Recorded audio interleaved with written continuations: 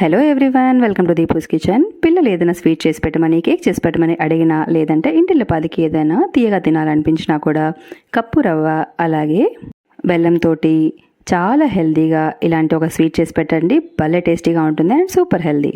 ముందుగా బాణల్లోకి 1 కప్పు బొంబాయి రవ్వను తీసుకొని ఇందులోకి 3 టీ స్పూన్ల వరకు నెయ్యిని యాడ్ చేస్తున్నాను. నెయ్యి అనేది మన ఇష్టం, మనం ఎంత ఎక్కువ వేసుకుంటే స్వీట్ అనేది టేస్ట్ అంత బాగుంటుంది. సో 3 టీ స్పూన్లు అయితే పర్ఫెక్ట్గా సరిపోతుంది. రవ్వ అనేది మనకి పచ్చివాసన పోయి సువాసన వచ్చి కొంచెం గోల్డెన్ బ్రౌన్ అయ్యేంత వరకు మనము ఫ్రై చేసుకొని తీసుకోవాలి. మరి హై ఫ్లేమ్లో కనుక ఫ్రై చేశారంటే తొందరగా రంగు మారిపోయి మాడిపోతుంది. సో మీడియం ఫ్లేమ్లో ఉంచుకొని నిదానంగా ఫ్రై చేసుకోవాలి. చూస్తున్నారు కదా, మనం ఒక ప్లేట్లోకి అయితే ట్రాన్స్ఫర్ చేసేసుకుందాం. కొద్దిగా చల్లారనిచ్చి తర్వాత ఇందులోకి ఇంట్లో కనుక మాగిన బనానాస్ కనుక ఉన్నట్లయితే వాటిని ఇక్కడ యాడ్ చేసుకోవాలి. అలాగే ఇందులోకి 1/2 కప్ అంతా బెల్లం తురుముని యాడ్ చేస్తున్నాను. స్వీట్ మీరు అడ్జస్ట్ చేసుకొని యాడ్ చేసుకోవచ్చు. అలాగే 1/2 టీ స్పూన్ అంతా యాలకుల పొడిని వేసుకొని ఒకసారి బాగా మిక్స్ చేసేసుకొని తీసుకోవాలి. చూసి రెసిపీని అస్సలు అంచనా వేయకండి, టేస్ట్ అయితే అద్భుతంగా ఉంటుంది. ఒకసారి ట్రై చేసి చూడండి. ఇంట్లో అందరికీ ఎంత నచ్చుతుందంటే కేక్ కూడా మర్చిపోతారు, అంత టేస్టీగా ఉంటుంది అండ్ చాలా చాలా హెల్దీ. బాగా మిక్స్ చేసేసుకొని ఆ తర్వాత ఇందులోకి 1/2 కప్ అంతా పచ్చి కొబ్బరి తురుముని యాడ్ చేసుకోవాలి. దీన్ని కూడా మనము బాగా కలిపేసుకొని తీసుకున్నాము. పెద్ద పెద్ద ముక్కలు ఏవైనా ఉన్నట్లయితే వాటిని చేతితోటి ఇలాగా మెదిపేసుకొని అడ్జస్ట్ చేసుకొని మంచి కన్సిస్టెన్సీలోకి అయితే తీసుకొచ్చేయాలి. చూస్తున్నారు కదా, ఇలా కలిపినప్పుడే మనకి మంచి సువాసన వస్తుందన్నమాట. చాలా చాలా బాగుంటుంది. సో రెడీ అయిపోయింది. ఇది మనకి పర్ఫెక్ట్ కన్సిస్టెన్సీ అనమాట.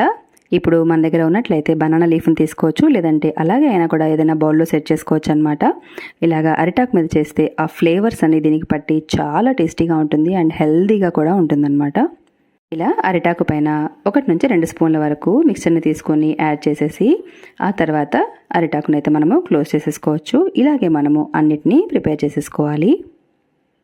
చూస్తున్నారు కదా, నేను ఇలాగే అన్నిటినీ రెడీ చేసేసుకొని ఉంచుకున్నాను. చాలా సింపుల్, 5-10 నిమిషాల్లో అయిపోతుంది. టేస్ట్ అయితే అద్దరిపోతుంది. సో ఇలా రెడీ అయిపోయిన వాటిని మనము ఏదైనా ప్లేట్లోకి అయితే ఉంచేసుకోవాలి. నేను స్టీమర్ ప్లేట్లో ఉంచుతున్నాను. మీరు కావాలనుకుంటే ఇడ్లీ పాత్రలో అయినా కూడా స్టీమ్ చేసుకోవచ్చు. అలాగే పక్కన ఒక బాణల్లో 2-3 కప్పుల వరకు వాటర్ని అయితే మనము వేడి చేసుకోవాలి. ఈ స్టీమర్ ప్లేట్ని బాణల్లోకి అయితే మనము ఉంచేసుకుందాము.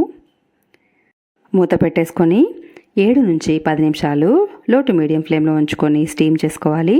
మనకి ఎంతో టేస్టీ అయిన అద్భుతమైన తమిళనాడు ఫేమస్ అయిన పూవాలి పుట్టు రెడీ అయిపోతుంది. ఒకసారి టేస్ట్ చేసి చూడండి, అద్దరిపోతుంది. అందరికీ ఎంతో నచ్చుతుంది. పిల్లలకైతే ఎంతో హెల్దీ కదా, సో తప్పకుండా ట్రై చేయండి.